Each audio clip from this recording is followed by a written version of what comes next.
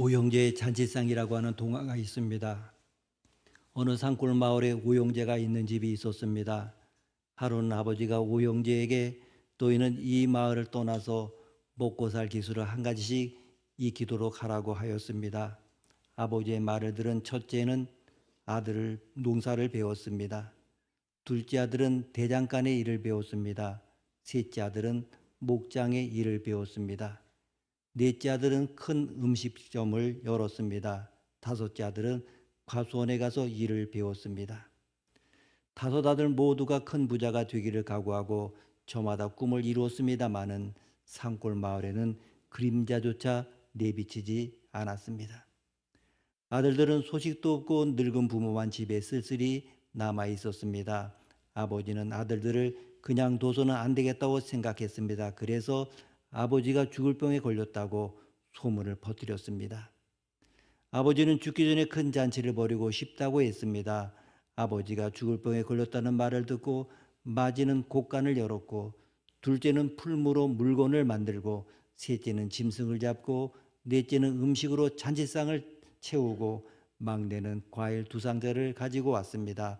푸짐한 잔치상이 되었습니다. 오형제는 아버지가 죽게 되었다는 말에 슬펐습니다마는 동네 어른들 손님들을 대접하느라 모처럼 기뻤습니다.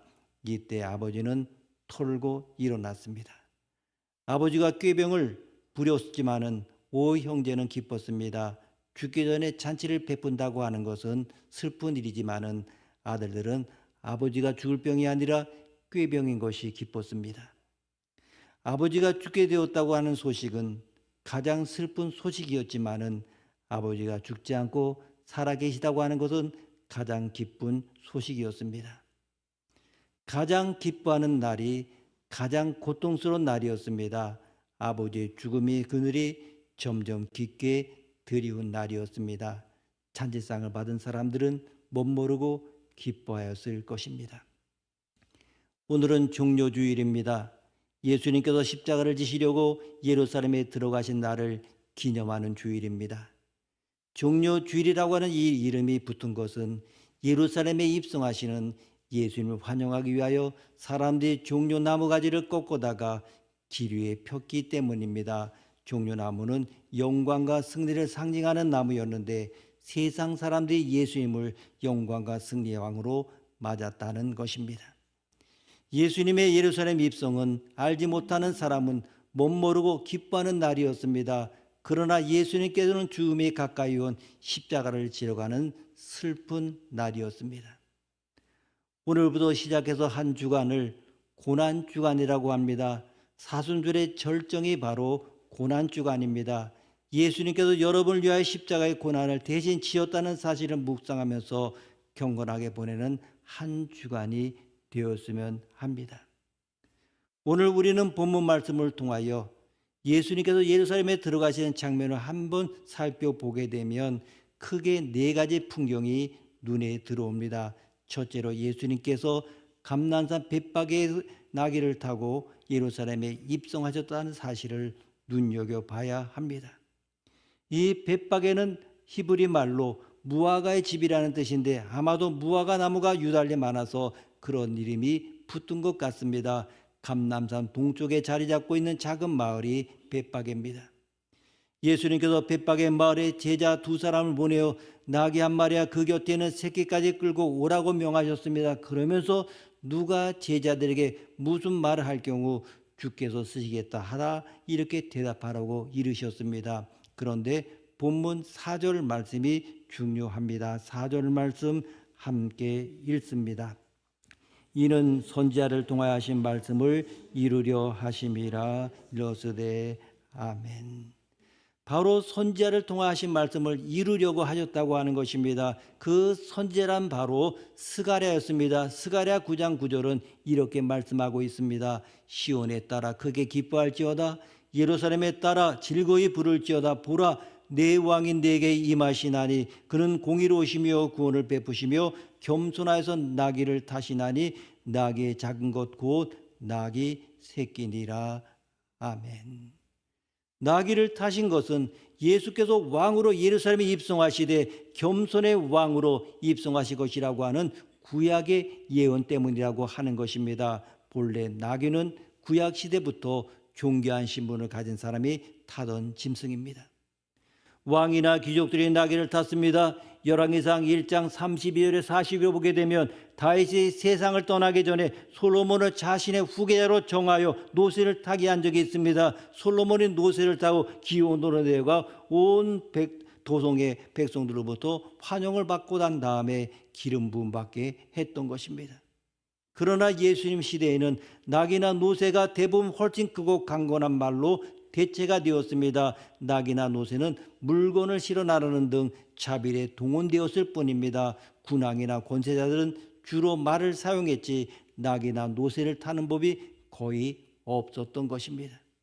그런데 본문의 예수님은 어린 낙이 새끼를 타고 마치 왕인 것처럼 사람들 앞에 손을 흔들고 그리고 또한 그렇게 입성하고 있습니다. 사람들은 그 앞에서 환호하고 있습니다. 진짜 왕이 보게 되면 박장대소하고 웃을 일입니다. 아니 정말로 왕처럼 보이고 싶다고 한다면 제대로 된 나귀를 타든 갈리지 나귀 새끼가 뭡니까? 정말 나귀가 아니라고 하면 질풍노도처럼 달리는 말이나 아니면 애굽의 전투병거나 화려한 마차라도 타셔야 왕답지 않겠습니까? 그런데 겨우 어린 나귀 새끼, 그것도 당신의 것도 아닌 남의 것을 빌려 타시고 손은 흔들면서 예루살렘 병문을 통과하는 그 모습은 전혀 예수님답지가 않습니다. 그렇다면 예수님께서는 왜 이렇게 하셨습니까? 우리는 예수님께서 실없는 장난이나 즐기실 분이 아니라는 것을 잘 알고 있습니다. 그분은 그럴 분이 아닙니다. 그런데 왜 그분께서 그런 이상한 어울리지 않는 일을 하신 것입니까? 한마디로 말하면 예수님은 중요한 사실을 만천하에 선포하려고 하신 것입니다. 여러분, 그 중요한 일이 무엇입니까? 그것은 예수님 당시에는 온 세상을 다스리는 만왕의 왕이라는 그런 사실입니다. 예수님 마태복음 28장 18절에 하늘과 땅의 모든 권세를 내게 주었다 말씀하고 있습니다. 예수님은 하늘과 땅의 모든 권세를 가지신 왕 중의 왕이십니다. 모든 세상의 군왕들 위에 계신 하나님의 독생자입니다. 그런데 왜 이렇게 초라합니까? 왕이시라면 왕답게 위풍당당하게 모든 사람들의 절을 받으면서 화려한 전체의 몸을 싣고 성문으로 다가오셔야 하는 게 아닙니까? 왕이 아니면 왕처럼 행세한 것이라면 그 이상한 행동에 한번 웃고 말면 될 것입니다. 여러분, 예수님께서 말이 아닌 나귀, 그것도 새끼 나귀를 탔다는 이 말씀은 예수님께서 왕은 왕이로되 위대한 정복자나 영웅이 아닌 겸손의 왕으로서 예루살렘에 들어오셨다는 사실을 상징을 합니다. 더욱이 본문과 동일한 내용을 기록한 누가복음 19장 30절에 보게 되면 예수님께서 아직 아무도 타보지 않은 새끼 나귀를 타셨다고 되어 있습니다. 아무도 타보지 않은 나귀, 그것도 새끼 나귀는 경험이 전혀 없을 뿐만 아니라 아주 순진하고 미숙하고 겸손한 짐승이 아니겠습니까? 게다가 말에 비하면 새끼 나귀는 덩치도 작고 속도는 또 얼마나 느려 터지겠습니까? 그렇습니다.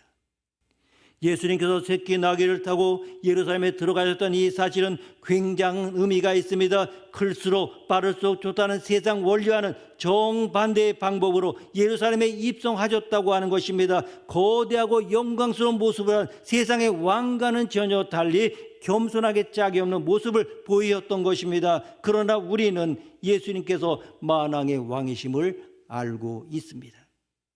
그런데 그런 분이 새끼 나귀를 타고 성에 들어가면서 손을 흔드는 모습 앞에 민망한 생각을 금할 수가 없는 것입니다.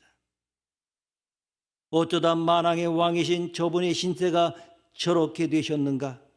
이래서 이 대목을 읽을 때마다 마음이 아픕니다.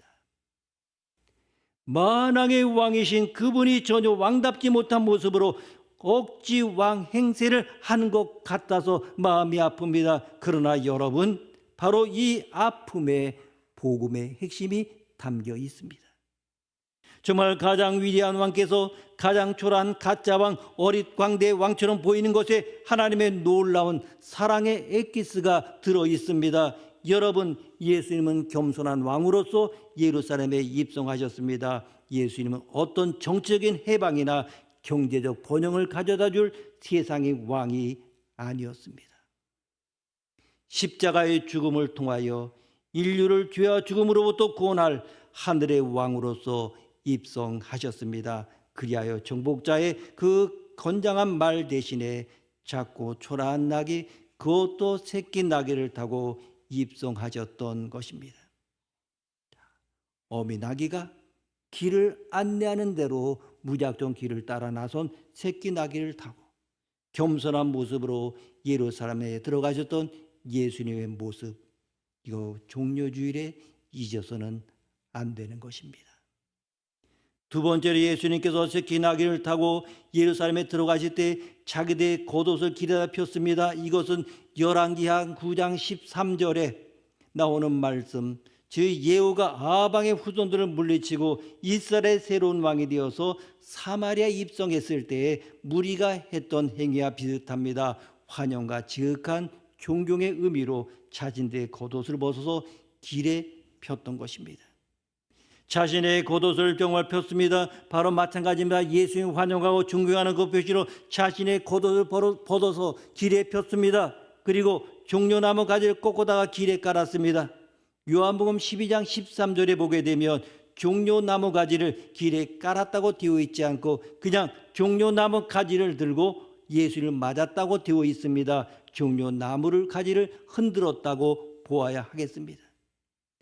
여러분, 이 종려나무 가지를 길에 깔았든 흔들었든지 이것이 중요한 것이 아니라 종려나무가 승리를 상징하는 나무였다는 사실입니다. 전쟁에서 승리를 거두고 개선할 때 시민들이 종려나무 가지 흔들면서 열렬히 환영했습니다. 사람들은 종려나무 가지 길에다 깔거나 흔들면서 예수님을 승리의 왕으로 뜨겁게 환호했던 것입니다. 네 번째로 앞에 서서가는 무리나 뒤에 따라오는 무리나 할 것 없이 호산나를 외쳤습니다.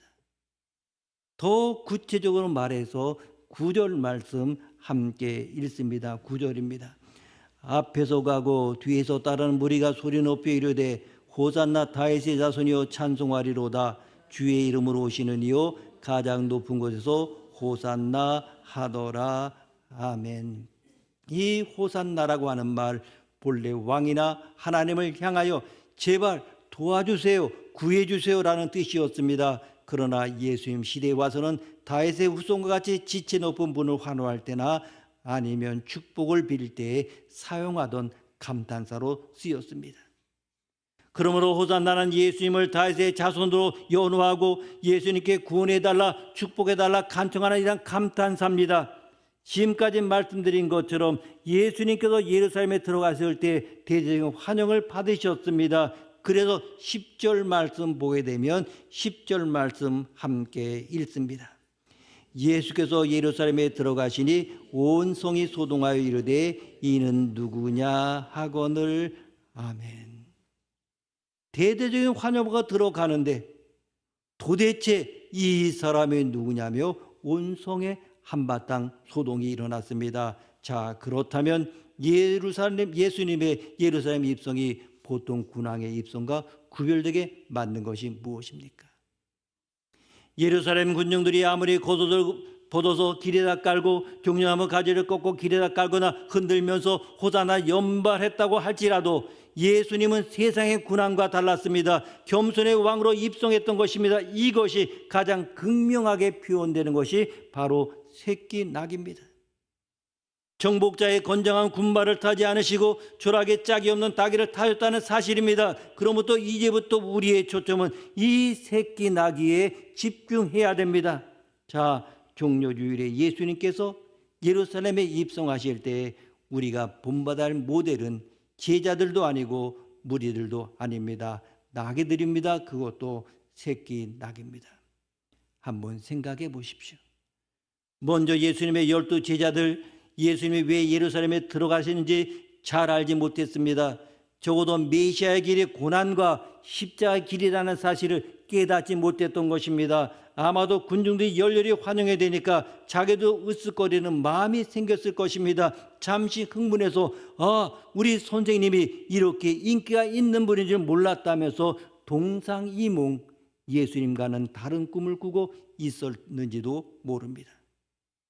정말 예수님이 권세를 잡을 때 누가 더 영광스러운 자리를 차지할까, 누가 더 큰 상을 받을까, 이른바 농공 행상에 더 관심이 가 있었을 것입니다. 불행하게도 제자들은 예수님을 뒤따르는 길이 섬김의 길이요 고난과 희생의 길임을 깨닫지 못했습니다. 그리하여 예수님께서 십자가에 달리실 때 누구 하나 곁에서 예수님을 지켜내지 못했습니다. 자기 몸 하나 보존하기 위하여 사방으로 도망치고 말았던 것입니다. 이 무리들의 경우는 어떻습니까? 더 고약합니다. 이들은 예수님에 대하여 호기심은 많았습니다마는 제자들처럼 헌신하지 않았습니다. 예수님께서 각종 기적을 행하시고 인기가 높았을 때에는 예수님 뒤를 반짝 따랐지만은 예수께서 기대와 달리 무기력한 모습을 보였을 때는 가차없이 십자가에 못 박으라고 외치는 폭도로 돌변을 했습니다.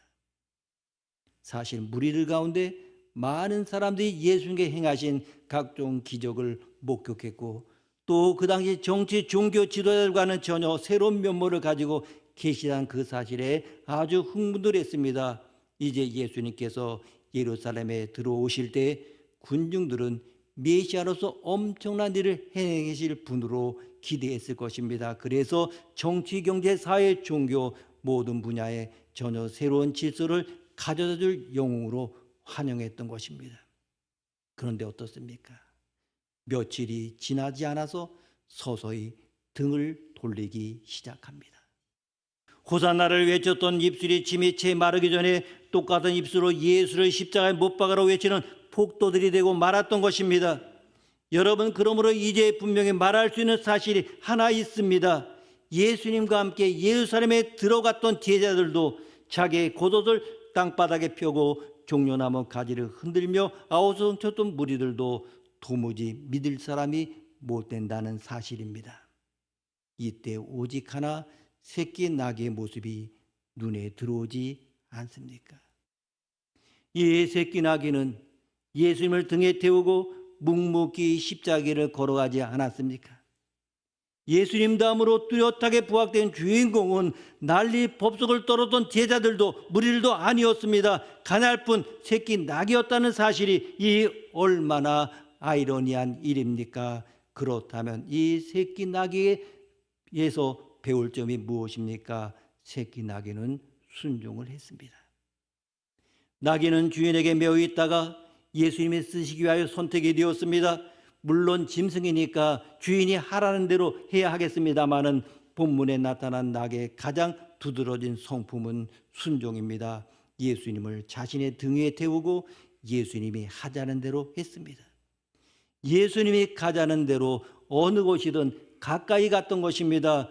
오늘 우리는 고삐를 거머쥔 예수님이 원하시는 대로 묵묵히 순종했던 이 나귀를 본받아야 합니다.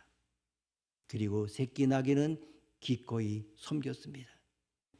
나귀에게서 또 두드러진 모습이 무엇입니까? 섬기는 모습이 아닙니까?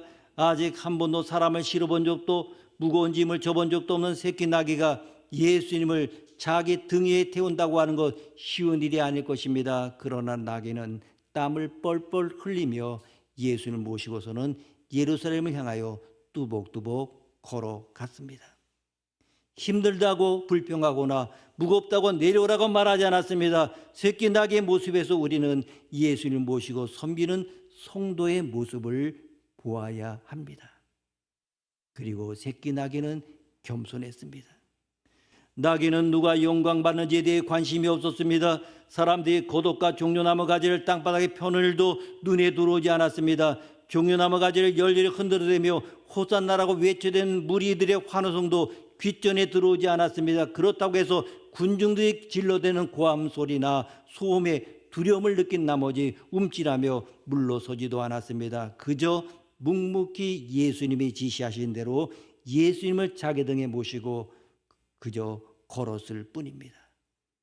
오늘 여러분도 겸손한 마음으로 주님을 모시고 살아야 합니다. 그러나 이 나귀에게도 한 가지 조심해야 할 것이 있습니다. 나귀가 후에 어떻게 되었는가 하는 나귀의 속편 이야기를 우리가 꾸며 볼 수가 있습니다. 어느 날 나귀 한 마리가 잠에서 깨어났습니다.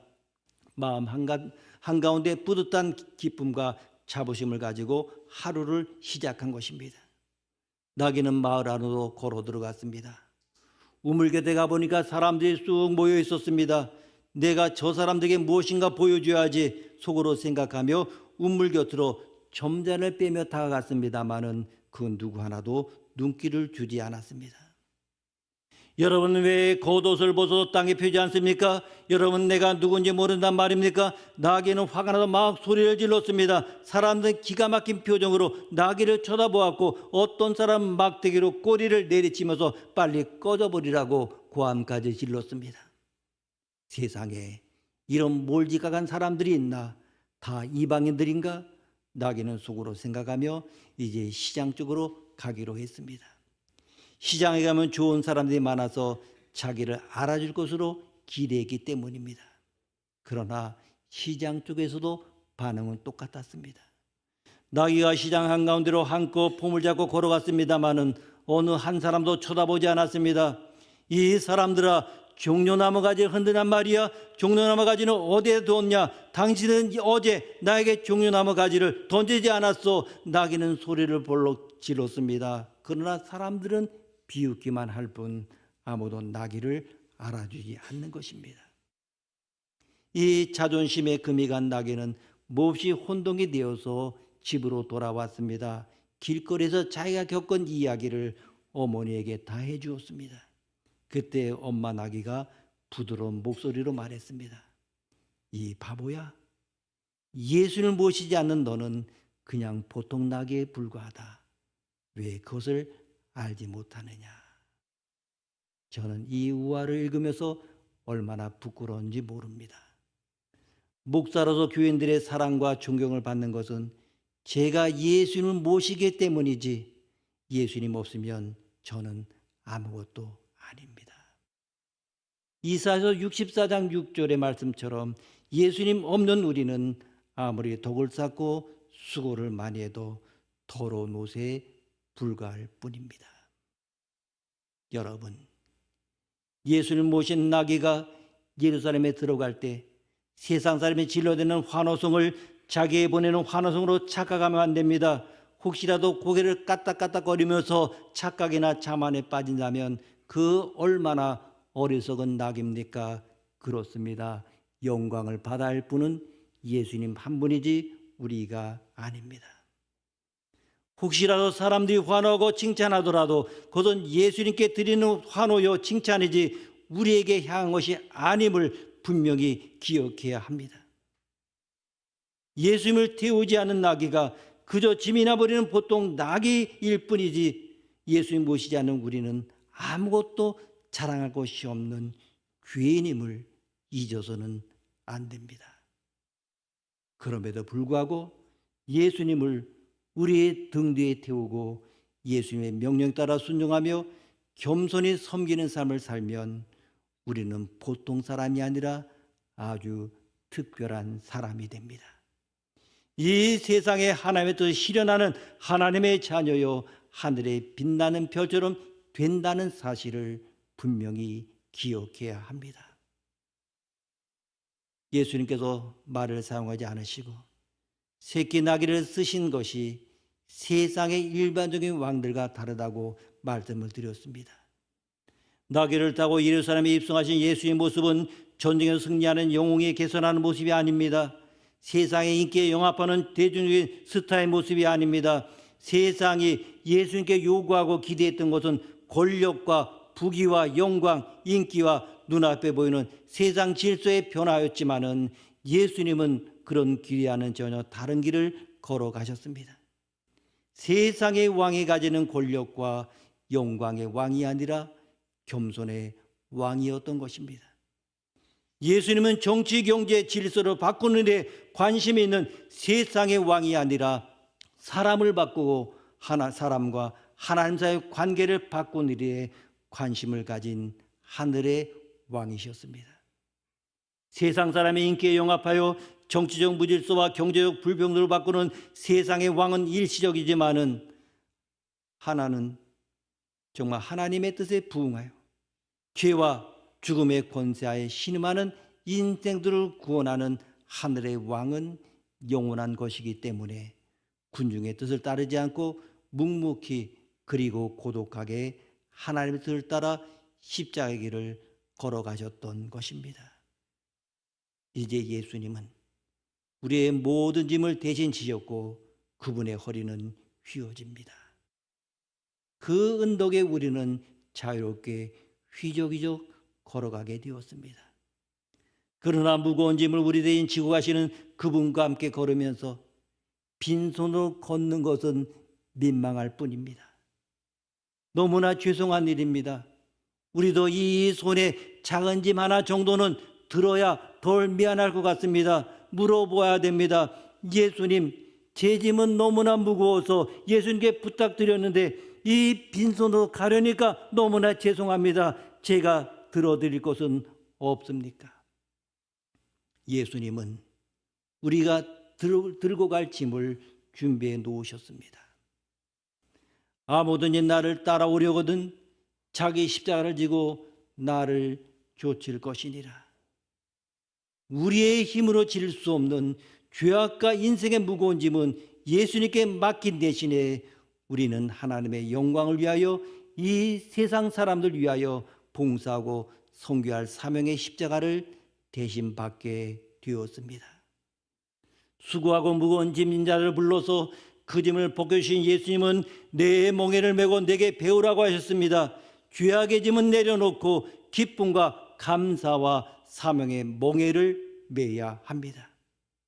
여기서 주님은 내 짐을 져주시고 나는 주님의 짐을 지는 아름다운 모습이 드러납니다. 우리가 주님께 지어드린 짐은 너무나 무거운 짐입니다. 그러나 우리가 지는 십자가의 무게는 주님께서 우리 때문에 지신 십자가에 비하면 새털처럼 가볍습니다. 우리 모두 우리의 몫으로 남겨진 십자가를 달게 지고 주님의 뒤를 따라야 합니다. 옛날 한 나라에 길분이라고 하는 아들이 있었습니다. 아버지가 아전에게 무고하게 체포되어서 옥에 갇히게 되었습니다. 15살인 이 아들 길본은 울부짖으면서 자신이 아버지 대신 죽겠다고 했습니다. 처형하는 사람이 길본에게 무섭지 않으며 후회하지 않겠느냐고 묻자 무섭지도 후회하지도 않는다고 했습니다. 그것을 본 임금은 길본의 아버지를 용서하고 길본에게 큰 상을 내렸습니다. 우리 대신 죽겠다고 예루살렘에 오르신 주님은 고난의 십자가의 길을 가졌지만은 그 길은 영원히 죽는 것이 아니라 승리의 호산나의 길이었습니다. 부활의 길이었습니다. 사순절의 마지막 주간입니다. 예수님이 입성하신 종료주일이고 고난을 당하신 고난주간입니다. 사순절 중에 특별히 거룩한 주간을 성주간이라고 합니다. 기독교사의 유명한 아타나시우스 감독은 이 기간을 거룩한 유월절 주간이라고 했습니다. 예수님의 고난을 묵상하며 거룩하게 사는 주간이 되기를 바랍니다. 또한 예수님의 고난을 묵상하며 또한 새벽에 나와서 함께 기도하는 주간이 되기를 바랍니다. 이 한 주간이 가장 거룩한 주간이 되어서 우리 주님이 우리를 위하여 못 박히고 돌아가신 십자가의 은혜를 깊이 묵상하며 다음 주일 부활의 영광과 기쁨도 함께 맛보는 귀한 성도들이 되기를 원합니다. 여러분, 바로 이와 같은 행진 한가운데 새끼 나귀가 있습니다. 제자들도 무리들도 해내지 못한 일을 나귀가 해냈던 것입니다. 예수님을 자신의 등 뒤에 태우고 묵묵히 예수님의 뒤를 따르는 나귀. 오늘 여러분들이 나귀처럼 되어보지 않으시겠습니까? 나귀를 담기를 바랍니다.